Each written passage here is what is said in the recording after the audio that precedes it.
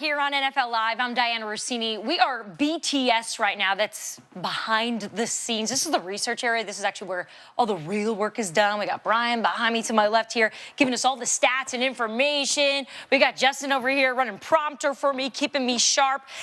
But we decided for this segment, we don't want any graphics. We don't want any video. We just want to have some real talk because we got D'Angelo Williams in the house. And D, you do this best. You keep it real. You're sort of a hot take machine. You got lots of opinions, and you should because you've got tons of experience in the NFL. So we just want to keep it real here.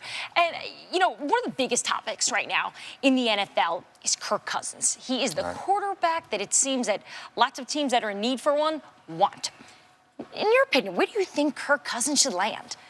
Well, it depends. I mean, he was Washington championship game and then the Super Bowl, and then he becomes an NFL, a Super Bowl MVP. And after he becomes the Super Bowl MVP, everybody was like, oh, Nick Foles can play some football. But carrot for GM Howie Roseman to be able to dangle the teams if he so chooses. And says the most value he will have is right now. Right, absolutely, right now. So if you want to get those picks, you know, our Bill Polian thinks that Philly shouldn't answer that phone unless the team was willing to give 2 1s and 2 2s. There's no way. But at the same time, too, you're going to have another issue on your hands.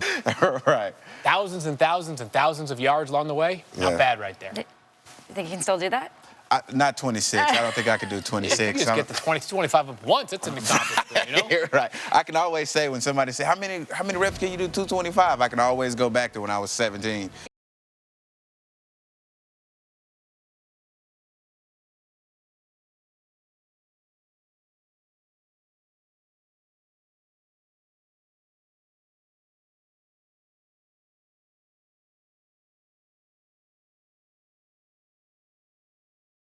Room here where D'Angelo, you have a really good thoughts and reflection from your time there. Field, you've been on the other side of it.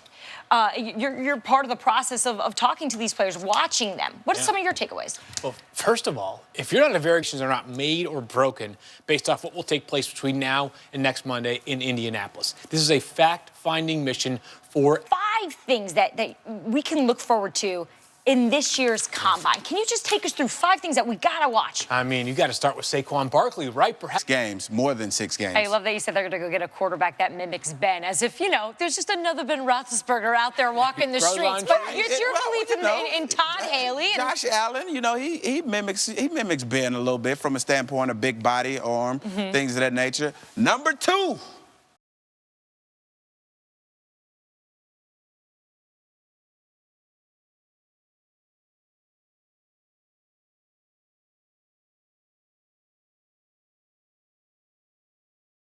Injury. His knee was jacked up. He played with that. We talked about this yesterday. He played with an injury, and because he played with that injury, it ultimately cost him his career.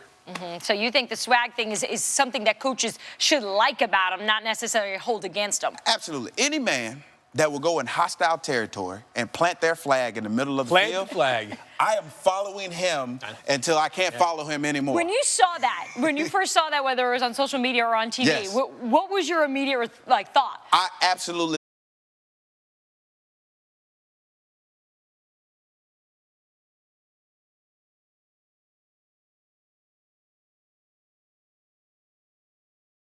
Sorry, I'm going to take it away from you because we're to push you here. Assuming he has the tag placed upon him. How about that?